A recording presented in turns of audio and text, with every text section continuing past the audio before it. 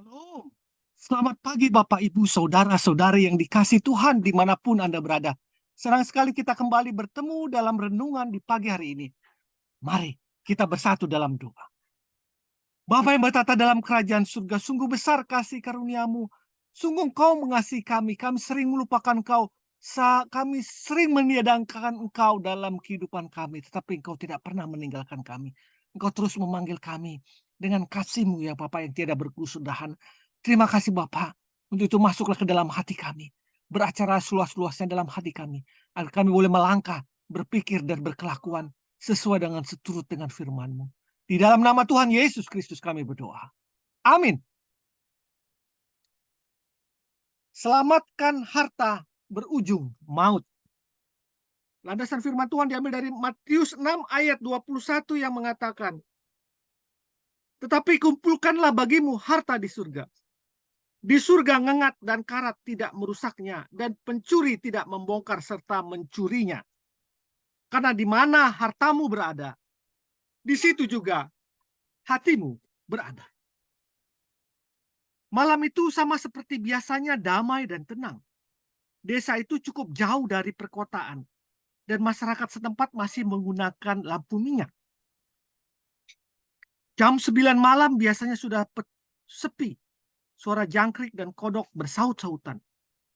Tetapi tiba-tiba terdengar teriakan, tolong, tolong, tolong. Aku berlari keluar dan melihat cahaya yang sangat terang. Percikan bunga api memenuhi langit malam itu. Aku segera berlari ke lokasi, ternyata rumah Bapak John terbakar. Ia berdiri sedih sambil memeluk anak perempuannya sambil menangis dengan sangat histeris. Anak perempuan itu meronta-ronta ingin menerobos masuk rumah yang terbakar itu. Untung warga bisa menahannya. Apa yang menyebabkan rumah Pak John terbakar? Tanya.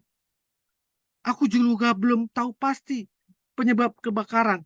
Tetapi sepertinya api berasal dari dapur. Ibu Lisa, istri Bapak John, tidak terlihat sejak aku datang. Ternyata ia terjebak di dalam rumah. Tubuhnya terpanggang bersama dengan harta yang berusaha dia selamatkan. Bapak John mengisahkan bahwa sesaat setelah terjadi kebakaran, mereka semua berlari keluar.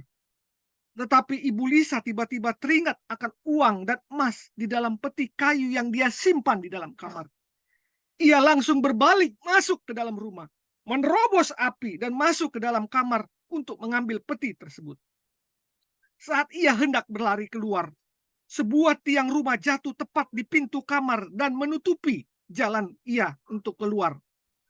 Sebuah tiang pintu itu tidak bisa memberikan dia jalan keluar. Ibu Lisa berteriak minta tolong, tapi sia-sia. Api sudah membumbung tinggi dan tidak bisa dipadamkan lagi.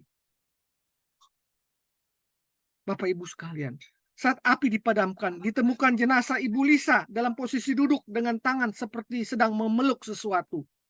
Beberapa emasnya masih terlihat tertumpuk di pangkuannya, sedangkan peti itu sudah habis dimakan api. Hidup Ibu Lisa berakhir saat berusaha menyelamatkan harta bendanya. Ia bukan saja kehilangan hartanya, tetapi juga nyawanya dan meninggalkan kesedihan di hati anak dan suaminya. Bapak Ibu yang dikasih Tuhan, kisah ini mengingatkan kita tentang istri Lot yang menjadi tiang garam karena menaruh hatinya kepada apa yang ada di kota tempat tinggalnya. Hati kita tidak boleh terikat kepada hal-hal yang bersifat duniawi. Tuhan Yesus berkata bahwa manusia bukan hidup dari roti saja, tapi manusia hidup dari firman Tuhan. Menganggap bahwa harta adalah segala-galanya akan membawa kita kepada kebinasaan. Harta yang seharusnya kita kejar dan kita pertahankan sekalipun dalam keadaan terhimpit adalah kepada Tuhan Yesus sendiri. Iman kepada Dia. Dialah sebagai juru selamat yang memberikan hidup kekal kepada kita, yang memberikan damai kepada kita.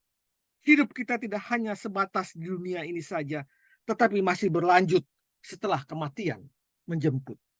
Selamat pagi, selamat berkarya. Mari kita bersatu dalam doa. Bapa, aku mohon jaga hati dan pikiranku supaya tetap tertuju kepadamu dan bukan kepada harta duniawi. Dalam nama Tuhan Yesus Kristus aku berdoa. Amin. Harta dunia memang menyenangkan, tetapi yang lebih menyenangkan adalah harta surgawi yang kekal.